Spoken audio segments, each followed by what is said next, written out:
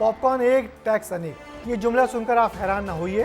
वाकई नई सरकार ने पॉपकॉर्न पर 3 स्लैब में जीएसटी के टैक्स लगा दिए हैं। सादा पॉपकॉर्न पर अलग टैक्स तो नमकीन पर अलग और मीठे पॉपकॉर्न पर ज़्यादा टैक्स अब देना पड़ेगा। अब आपके मन में सवाल उठेगा कि आखिर ऐसा क्या है पॉपकॉर्न में जो सरकार 3 तरह से उस पर टैक्स लगा रही है। तो फिर देखिए पॉपकॉर्न के जलवे वाली हमारी ये स्टोरी। अरे पॉपकॉर्न के ऊपर भी डाल रहे हैं टैक्स। अरे पॉपकॉर्न के ऊपर भी डाल रहे हैं टैक्स।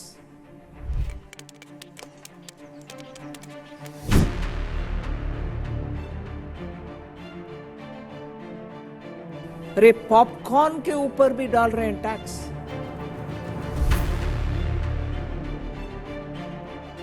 क्या आपके पॉपकॉर्न में कैरेमल है? अगर हाँ तो आपको 18% जीएसटी देना होगा। ये बात पुरानी हो चुकी है, लेकिन सोशल मीडिया पर बहस अब भी जारी है।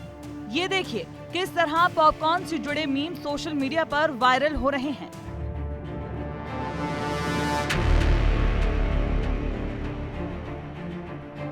दरअसल जैसलमेर में 55वीं जीएसटी परिषद की बैठक हुई थी, जिसमें पॉपकॉर्न को 3 अलग अलग तरह के टैक्स स्लैब में बांट दिया गया और ये तय हुआ कि पॉपकॉर्न पर 3 तरह के अलग अलग टैक्स लगेंगे।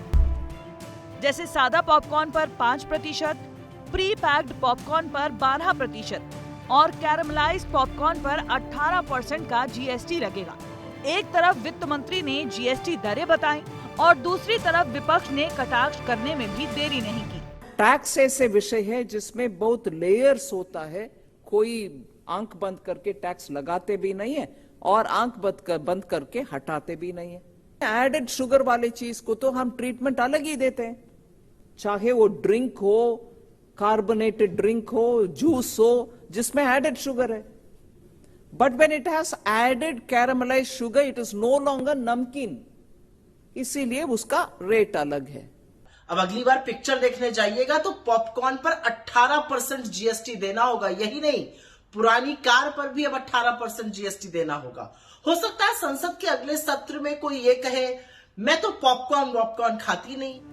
मसला इस बात का है कि आखिर पॉपकॉर्न को 3 अलग अलग टैक्स स्लैब में क्यों रखा गया, और सवाल ये भी उठ रहा है कि कैरमल यानी चीनी के घोल वाले पॉपकॉर्न में कैरमल की मात्रा होती तो बहुत कम है, तो फिर 18% जीएसटी क्यों?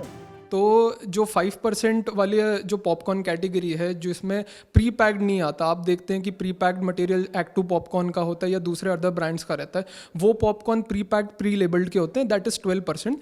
एंड आप थिएटर में ही ये चीज़ देखेंगे कि कैरमल पॉपकॉर्न की भी एक कैटेगरी मिलती है उसमें। तो गवर्नमेंट ने बेसिकली उस कैरमल पॉपकॉर्न के लिए 18% किया है, उसको शुगर कन्फेक्शनरी के उसमें जोड़ दिया है। बहस अपनी जगह है, लेकिन सवाल ये है कि पॉपकॉर्न जैसी चीज को जीएसटी के दायरे में लाने की जरूरत क्यों पड़ी? तो दरअसल भारत में पॉपकॉर्न का बाजार काफी बड़ा है। इसका मार्केट साइज 1200 करोड़ के करीब है। 2023 में पॉपकॉर्न का बाजार 1858 करोड़ रुपए के करीब रहा है। रेडी टू ईट पॉपकॉर्न यानी सादे पॉपकॉर्न की सबसे ज्यादा डिमांड है। भारत में मल्टीप्लेक्स पीवीआर हर दिन करीब 18,000 पॉपकॉर्न टब बेचता है।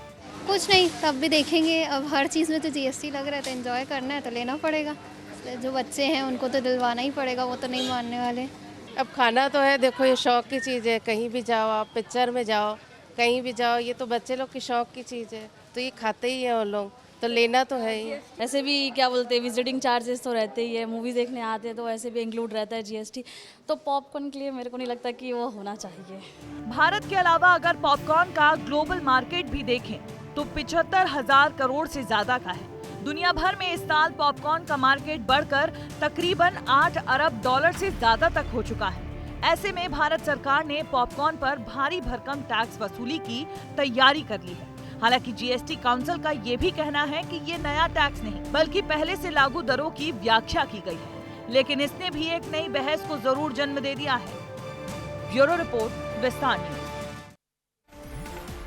वैसे आपको बता दें कि पॉपकॉर्न दुनिया में सबसे ज़्यादा पसंद किया जाने वाला फूड प्रोडक्ट है।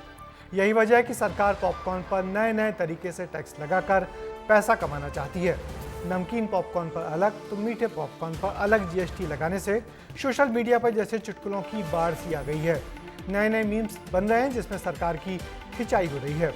मगर सबसे बेपरवाह सरकार पॉपकॉर्न को मिठाई और नमकीन दोनों ही मानकर बैठ गई है।